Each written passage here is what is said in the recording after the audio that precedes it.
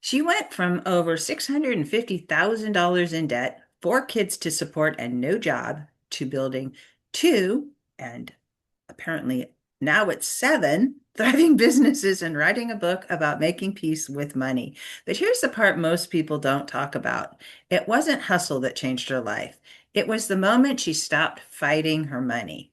Today, we're unpacking how she did it and how you can stop battling your finances and start building a business you actually love.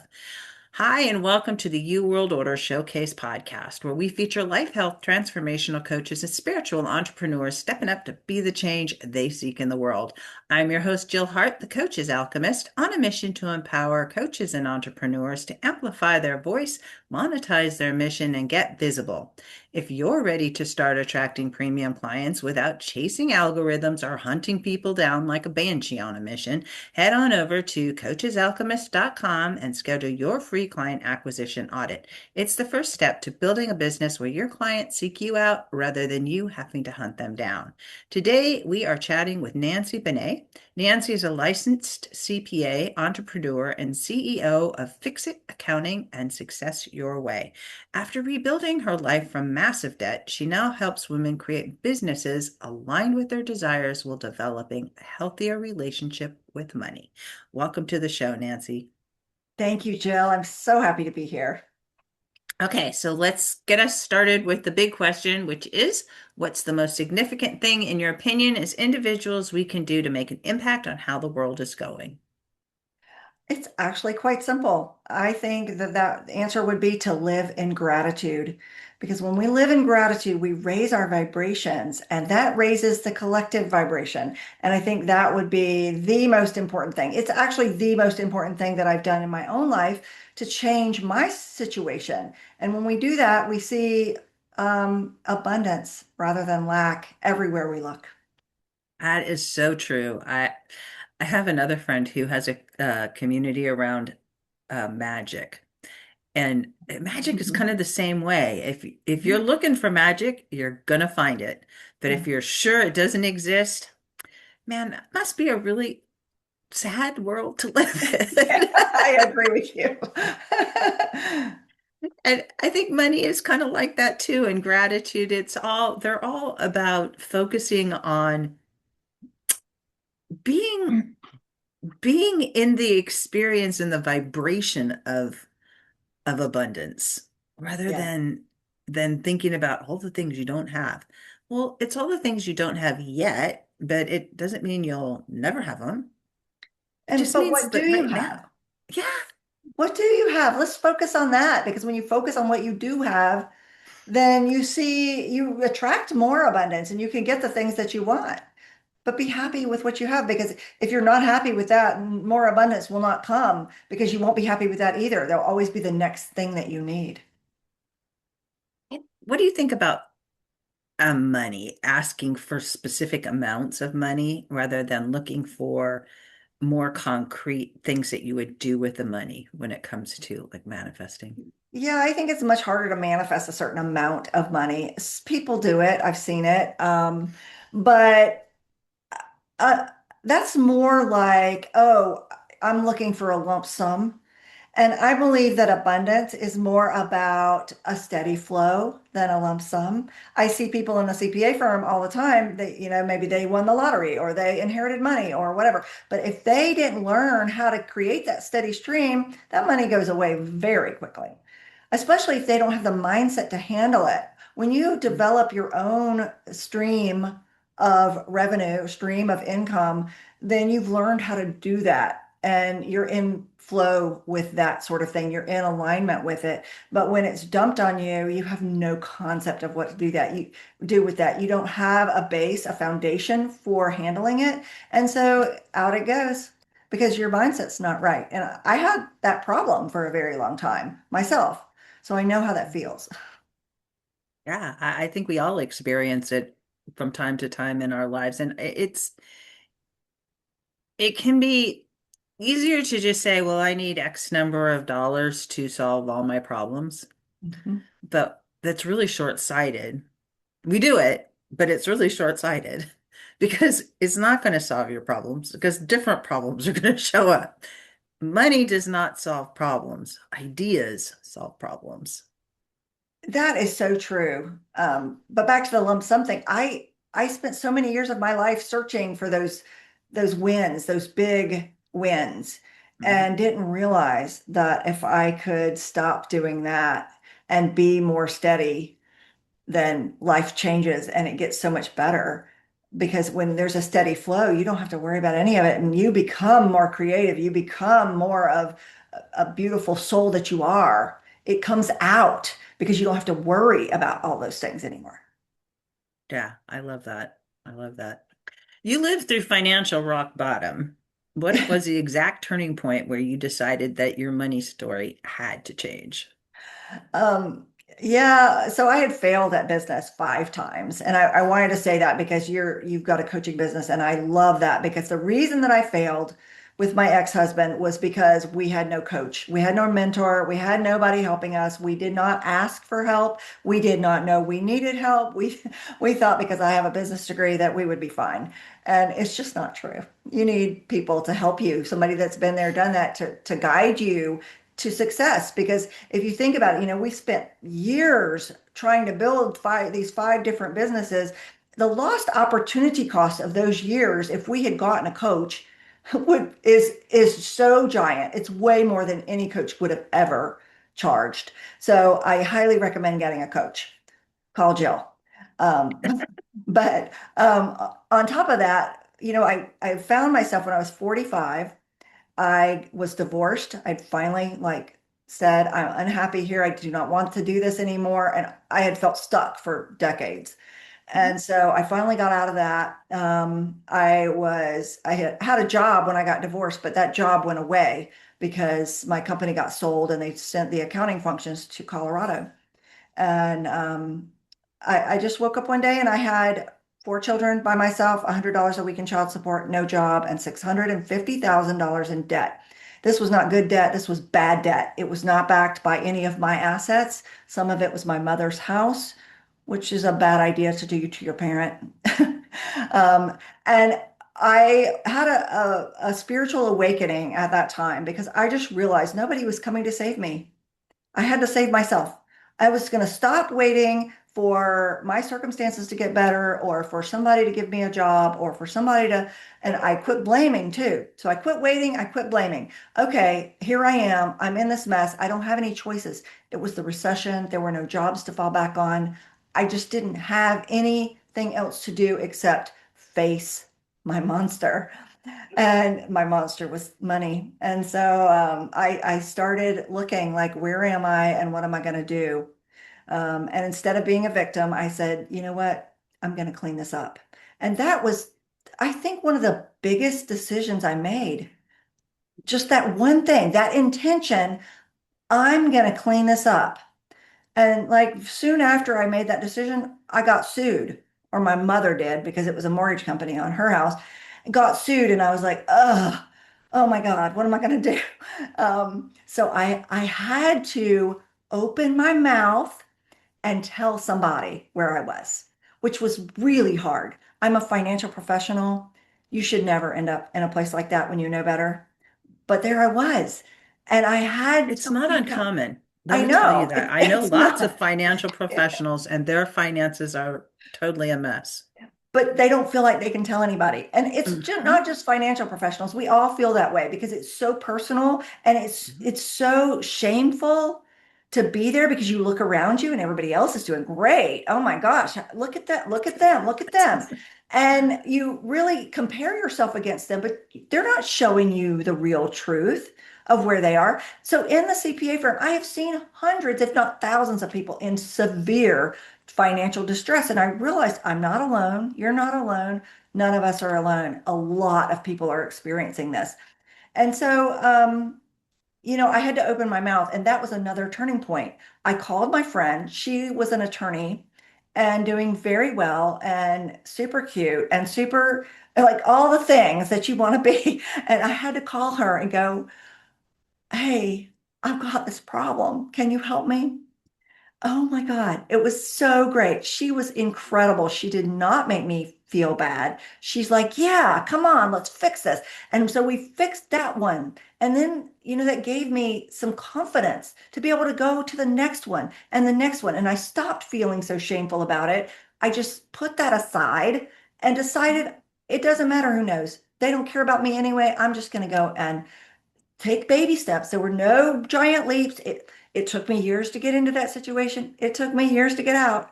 Mhm. But I decided that I was going to do it anyway. And so I just kept walking and dealing with things as they came the way that I could. And somehow, you know how it is when you have a clear intention, doors opened and things got handled. And pretty soon, I woke up and I was like, wow, here I am. I'm not in that bad situation anymore. That is so powerful, that story. Just setting the intention, getting out of that I'm a victim of this and I need rescuing. That is a place that a lot of people find themselves, Yeah. especially people when they're getting out of bad relationships. It's Hmm. and it can be business partners, not just like Yeah. marriage partners. There's lots of ways that we end up in situations that we end up in, but it's just you're just there now. You don't have to live there. And a lot of times people just set up camp and stew around in the, oh, this is terrible, and it just keeps getting worse and worse and worse because They you feel that's all you're powerless. focused on. Yeah. And they feel powerless and feel stuck. Mhm. And I was there for a very long time until I changed my attitude. Like I changed my way of thinking. I'm not going to be stuck here anymore. I'm done. That's when I got out of my marriage. And I think a lot of people wake up, that's a time of life. And we used to call it a midlife crisis. And now I call it a midlife awakening because that's when we look around and go, this isn't really what I signed up for. I don't like it very much and I want to change it. And now I'm ready. I'm going to change it. Yeah. And you don't have to just stop with one change. You can change Yeah. anytime you feel like it. And it's like, didn't like the results you got from that decision? Make a different decision. There's no law against it. Yeah, but I think we're afraid of offending other people. We've been programmed with messages from our families and from our cultures that you have to do things a certain way, and in our religions undoing all that is difficult, and but it really just takes getting a new perspective. And really, if you think about it, our perspective is straightforward. If we just shift a teeny bit this way, it gives you a whole new picture. And so I think that's all we need to do is little bitty shifts and opening our minds a little bit to something that maybe we didn't know or didn't understand. Because there's Mhm. a very small fraction of what there is to know. And just if you can understand that and really realize there's way more out there for you than what you've seen. And being open and curious and kind, Yeah. those three things really help you to have opportunities show up, and you don't have to take them all, but at least you get exposed to different ideas and thoughts, and they could trigger something in you. Like I introduced you to the idea of getting a Substack. Yes, you did. Thank you. I introduce a lot of people to that concept. Most people, when they first go to Substack, they're like, oh my cow, this is so confusing. They close it up and they never go back. That is the truth. But it doesn't have to be that way because we have community. So you can come into community and explore it. And it's kind of like what you were talking about with your when you finally were able to talk to somebody about the situation you were in. It's really hard to do things by ourselves. That's why Mhm. we need coaches and we need communities and we need other people to come alongside us and say, I've been there too. I know what you're going through or what you were going through at that point. I see that you're doing this, and that isn't that interesting. Not it's wrong, it's right, just isn't that interesting. And have you thought of maybe this will work, maybe this won't work for you? But you get the brain juices flowing with a bunch of people there to support each other, which brings me to the question, how do you work with people? Is it one-on-one? Is it in groups? How does all that look? I do some one-on-one with clients, but very little because that's limited. And so how I do it is create online classes because I feel like in the CPA firm particularly, I was saying the same things over and over and over again to new business owners because they don't know what they don't know. And they come to me and I'm okay, here's first of all, get your mindset right. That's our first class. Second of all, here's how you set up a business the right way, so that you're not going to have problems later. It allows your CPA to, get the best tax benefit for you. And so we put those into a class format that's downloadable. It's online classes, so I don't have to be there because I can reach so many more people. Because I'm 60 years old now, and I feel like it's really time to give back and to do something that will help more people because I've just got this incredible wealth of experience and knowledge from sitting in this chair in the CPA firm, just watching other people, let alone all I went through. And so I think that it's a valuable, there's a need out there, and there's a lot of information out there, but not much that comes from CPAs because we're down in the trenches. We're there seeing these little small business owners every day and what's going on with them and what's the best way. And, it's easy for somebody with an executive MBA to say, oh, you should do this. But big business is different than small business. It's very different. And so we're just small business here. That's all we do. And so, and the owners, so small business taxation along with their owners, because all small businesses flow through and it's taxed at the ownership level, at the individual level. So I feel like that it's my time to be able to help a lot more small business owners. And that's the whole point here. But you can't be a small business owner until you get your finances right. Because if you have money problems, they're going to be exacerbated by business ownership. Mhm. Yeah. Yes, it is. And I love the fact that you were and still are an entrepreneur and you had different businesses along the way. So you really do understand what it is to be a small business. And by small business, I mean like less than 5 people. Yeah. You could be a solopreneur and if you get your finances going right, it could be a business. Well, we still want you set up correctly in a sole member LLC because that allows, if you make a lot of money, that allows us the option to make an election to be taxed as an S corporation. So you don't have to switch entity types. You can start as a sole member LLC, which is the most simple form of business. But if you don't have that LLC, we don't have that option later after when we're doing your tax return later. And so I'm really trying to reiterate that and tell small business owners, please go into a sole member LLC. That is your best bet. Not multi-member, sole member, one member, because then it's very, very simple and it just goes as an extra schedule on your individual Like income. personal taxes, yeah, which Yeah. is like so much easier. Okay, I have to ask you this question because I've been like I'm starting a new movement. You're in the US, right? Yes. Don't you think that the government should come up with a balance sheet and an income statement every month with the supporting documents to back it up and post it somewhere where we, the general public who are supporting this endeavor, could see what's going on with the money that we're giving them? Don't you think that would be like I definitely think great? it should be put out there, and I definitely think it should be balanced. Nobody can operate at a deficit for any length of time. We can't. Small business can't. Big business can't. Nobody can except the government. Well, So, it's killing the small businesses yeah. and the big businesses, really. I mean, to the extent that they're not, and I personally think that they are sucking money out of the government as it's being printed. It just like the whole system Yeah. makes me mad now that we're in tax season. It's like, Yeah, and I see a lot of waste. We deal with the IRS all day, every day. I've got one person, that's what she does. She's IRS resolution, and mhm. the waste in that one government agency is incredible, incredible.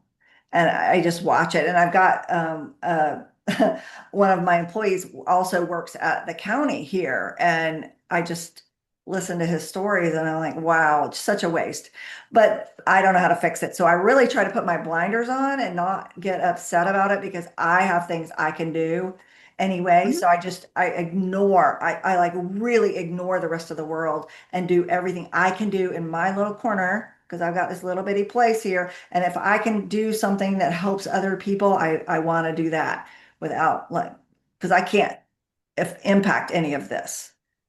But you are impacting all of that just I by hope virtue of so. the fact that you're helping one business owner at a time Yeah. get their finances straightened out.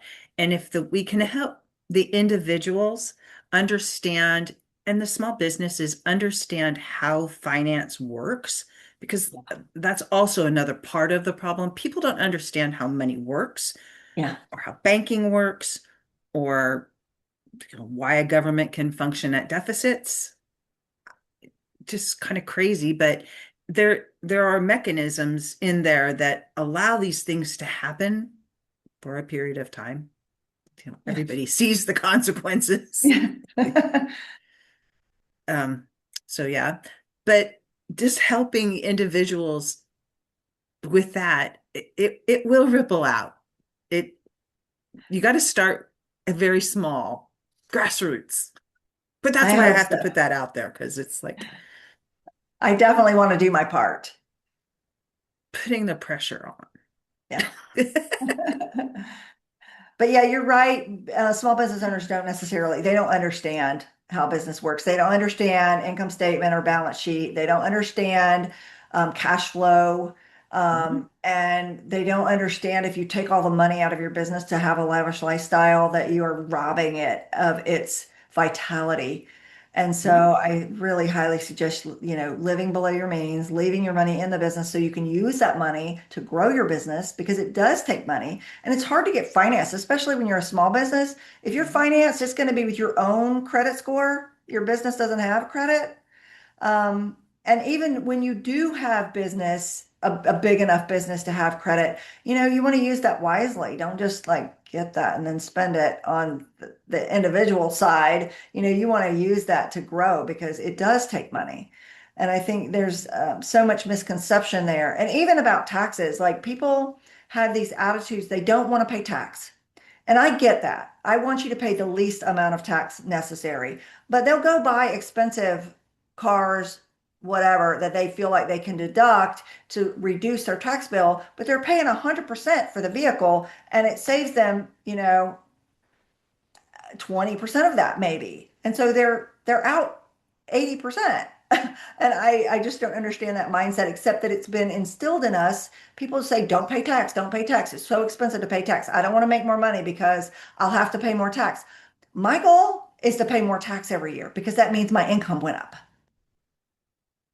The It's a income that I got percentage to of keep. your income. It's a percentage of your income. Yes. And it's, from what I understand, it's tiered. Yes. So, you may be paying this great amount, but it's from the the base level of you're paying a lower amount to here, and then you're going to pay the higher amount from here up.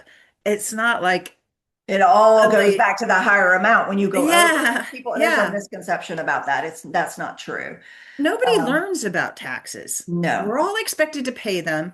We're all told, oh, you should try to pay no taxes. Well, that's not good advice either, No. because then the country can't run. Um, and and yet we don't know how they work. We're just afraid of the IRS. And I've dealt with the IRS a lot over my lifetime. I was a bookkeeper and I have done my own books for my whole life.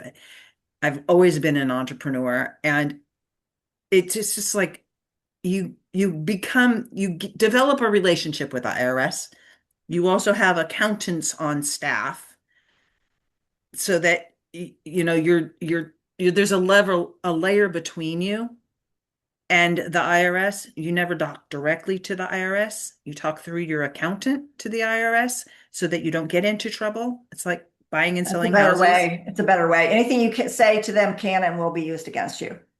Uh, Yeah, it's going to get you in trouble. Yeah. So it's better to like filter your ideas through them first. Yeah. So, but you can talk to the IRS through your accountant, but it's not like if you try to approach them, you're suddenly going to end up in jail, which I Oh think, no, it doesn't go that way at all. It's not that way at all. And people are very afraid of the IRS. But honestly, the IRS is way easier to deal with than the state taxing authorities. The states Mhm. are a lot worse. The IRS, I find, is understaffed, and a lot of times they don't care. They just want your file off their desk. And so, we know how to communicate with them. It's for us, it's like something we do all the time. So we understand their systems and things like that, but it's not as bad as what people think. The only people that really get in a lot of trouble with the IRS are ones that are deliberately defrauding the government. And I don't ever suggest you do that. Yeah, it's not a good A, idea. a And if you have mistake is, employees, pay your damn taxes, your payroll taxes, Mhm. because they will come after you for those and they will shut you down. They will. You had that experience? Or you heard about I that? didn't I caused a a comp is it not a company, but it was a family who owned a lot of businesses in our town, and they screwed up. My sons worked for them. Both of my sons worked for them, and they screwed up the social security numbers on them. So they had applied income to the wrong social security number. All Oh, it would require is for them to just file a revised W-2. I W-2. mean, like 10 minutes Yeah. of a bookkeeper's time. And I knew the bookkeeper and I told her about it and she blew me off. So a little bit because the IRS, I'm trying to file their taxes for them.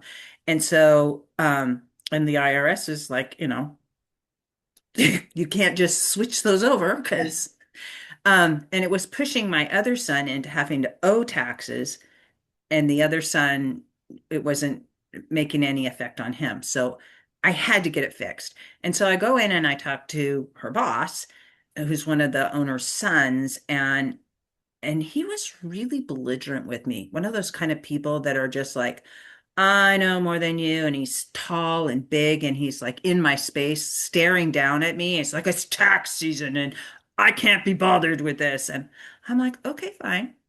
And I went home and I wrote the IRS a letter and explained exactly what was happening and suggested that they go to this company and figure out why they wouldn't give me a better or give me a new W-2. And I CC'd him on it and I took the letter back to him and gave it to him, and they weren't paying their payroll taxes. Woo. Yeah, that causes what's called trust fund penalty assessment, trust fund They fled recovery to penalty Mexico. assessment. Oh, I mean, wow. it was bad. Yeah. That doesn't happen very often anymore, thank goodness, because most people do their payroll through payroll service that pulls the tax at the same time as they pull the wages. And yeah, so And saves that them and it's pays better. them for Yeah. it. We still see some though. Yeah, it's always a good idea if you have employees to have, again, it's just like these layers in there that helps you to do things the way that they should be done so that you don't have to understand everything has to be done. I've read your book, this Yes. too. That's exactly right. But that's the part about having a coach or, seeing your CPA about the tax situation and the payroll and getting advice. Because if you can ask for advice first rather than trying to fix it later, it's way less expensive for you. Yeah, yeah. You may pay, several $1,000s in taxes, or you could pay like tens of thousands of dollars in problems later. I've got a guy now that hasn't filed his tax returns, and he has a business in many years. And we're filing, and one of the years he owes just in tax $193,000. Hmm. Well, he spent all the money, and with the penalties on that, it's going to be, that'll double really 300,000. quickly. I don't know what to tell him, but you have to pay your tax. Don't get in that situation. We can put him in an installment agreement, but he's still going to have to pay it back. Yeah, because even though you think it's your money, really it's not. Yeah, yeah. Surprise. And you have a book that you put out that I'm really excited about because I think it would help homeschoolers even, Mm-hmm. the Yeah, way I've it's actually been designed. asked to write homeschool curriculum for managing your money. I love because that. yeah, and I think there's so much we could do with this. It's really kind of based on my story, Mhm. but more like my daughter's. She showed up on my at my office one day. She was working here, but she came in my private office and sat down on the other side of the desk and started bawling her eyes out. And I was like, "Honey, what's wrong?" Oh my gosh, and my heart's pounding. I'm like, "What's going on?" Yeah. She's like, "It's the end of the world." And I finally got it out of her that she had run up her credit cards and she was in so much debt that she didn't feel like she would ever, ever, ever be able to get out of it. I guess she forgot that I had $650,000 and four kids. Um, but she was so distraught and it was really, really sad for her. I felt very bad, but I had tools to help her.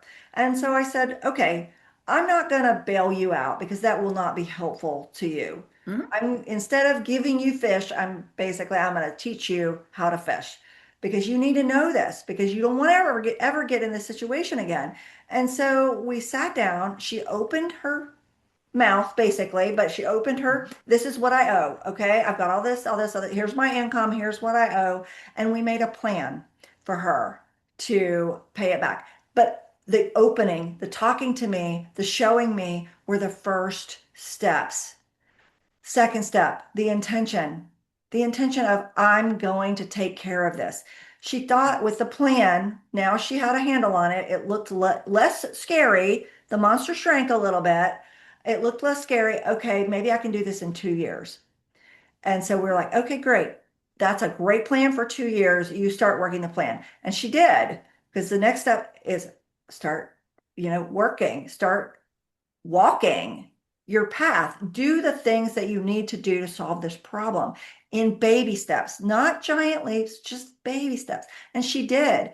And she's like, this gets easier. And she just got into a routine of she stopped spending and she started doing like other things to make money, and doors opened for her. More other things came besides her salary at Fix It Accounting. And she had that gone in like 90 days. It was a crazy. It was crazy. Like just because of the intention and managing her state too. I have actually a four-step process for how this works. And the first one is, set your intention, manage your state, take baby steps, and then release outcome. Don't keep looking at it. Why don't I have that yet? Don't keep after it. Just like let it go. Okay, I'm going to get there. I'm just going to keep taking my steps. Don't worry about it. Release it. And it works like every time. But you've got to have that clear intention, the clear intention. Open your mouth, manage your state with gratitude. That's how I do mine anyway. I mean, you can do meditation, you can do yoga, you can do all these things. I just live my life in gratitude every single day. And that keeps me very calm. And I believe that life happens for me instead of to me. And so that's where the story came from. And it's a woman named Edie, and she is just in all this debt and she's been avoiding it and hiding it and pretending like it's not there. And she eventually just drowned in it and had to figure it out. And it's a really fun little story. It's probably like a 30-minute read. It's very short because like I told you earlier, people who have that financial burden, that emotional burden, can't understand a thick book. They can't even look at that and say, I'm going to read this and fix my problem. They need something more simple because it's not complicated. It's just very simple. It's meeting it head on. And so I encourage whoever is having financial problems to really approach it that way instead of, oh, I've got to make this budget for, and I've gotta. It just relax and have some intention. Relax, calm down because it'll be okay. You can do this. And as you take steps toward it, it increases your confidence. And it's a beautiful, beautiful state to be in. I love that so much. It is so important. The the amount of good feeling that you have about yourself to overcome something, these situations that we all find ourselves in these situations periodically through life. I mean, Yeah. just like how life goes. And just to be able to slay that dragon it's like, especially as women, because for so many years, centuries, millennia, women were like, no, no, we'll just take care of you. You should never have to worry about these things. Not that they didn't find themselves in situations where they did have to worry about them, but we're never taught how to deal with these things, how to manage our money, how to manage estates. There are women who make really good money who haven't figured out how to create trusts or how to pass um their legacy onto whoever they want to pass it on to, whether it's their kids or a foundation or whatever. I mean, we just don't learn these things, and we really need to start teaching people about this stuff. It's Yeah, and we important. we don't see the urgency of it either because somehow we all think we're going to live forever. I'm having the experience of, and where you live is really important. This friend of my dad's, he's his wife just died, and he's a resident of Washington State, where they tax half of your estate when your spouse dies. The state Oh. does. So now you've just lost your spouse of a million years, and now you have to go out and start analyzing all your investments. You have to go get her car appraised. You have to any property that you owned together, you have to pay taxes on her half of it. It's just Wow. even in a trust. It's just gross to me. Yeah. And I'm That's sure what California does, but I'm sure it's something similar. But if you're not like mentally prepared for this, if you're married, if you have business partners, if you're putting stuff in a trust, when one of those partners goes, all that stuff in Washington is taxable. wow. I live in Florida. We don't have state income tax here, but I do know that it's a very big problem in the states that do have the state income tax and then the estate tax, like what you're talking about. Yeah, Wow. that's just like, and they just lost this person. I mean, Yeah, you really want to be thinking about that? They do have 9 months to figure it out. that's devastating. Just Um, like, I can't believe it. That crushed me more than the idea that his wife just died, honestly. It's like, yeah. yeah, let's just Yeah, rub your imagine the face in it a burden. bunch. Imagine the burden he's living under, having to sell things that he wants to keep to try to pay for that. Wow. Mhm. Very sad. And then his kids are going to have to pay it again once he dies. Yeah. Oh, yeah. I just don't understand Just, that. yeah, But just wrong. Wrong, yeah. I tell you. I Any demand revenue accountability. generator for the state is that's what they do. Yeah, that's why people like Gates and Bezos left. Yeah, absolutely. I think so because that's a real big problem in those states. Well, that's why everybody's coming to Florida. There's 1,000 people moving here a day. Yeah, Yeah. I was born in Florida, but I don't Um, live there anymore. anyway, so on the book, I just really wanted to help people find their way because it doesn't have to be so complicated. And I don't know, I just having come out of that myself, I know how it feels to be in that situation. And I know how doing esteemable things like getting out of that makes us feel better and really empowers us as women. It makes us feel so good to have accomplished something like that. And everything you stack on top of that accomplishment list makes you feel better about yourself. So if you're not feeling so good, do something that will make you feel good. Do something that gives you self-esteem, something esteemable Yes, yes. And people can find that book where? on Amazon.com and on successyourway.com. And then we're on all the socials with Success Your Way and Fix It Accounting. I love it. And I'll be sure and put those links in the show notes below. Thanks for joining me today, Nancy. This has been a great conversation. Thanks, Jill. It's so nice to be here and talk to you. You're right up my alley. I feel the same way. To learn more about Nancy and to get your copy of Tame Your Money Monster, How to Stop Fighting and Find Financial Peace, please visit Success Your Way or the Amazon link that will be in the show notes below. Thanks for tuning in today to the You World Order Showcase podcast. If you're ready to amplify your voice, monetize your mission, and start attracting premium clients, your next step is simple. Head to thecoachesalchemist.com and schedule your free client acquisition audit. Be sure to join us for our next episode as we share what others are doing to raise the global frequency. And remember, change begins with you. You have all the power to change the world. Start today and get visible.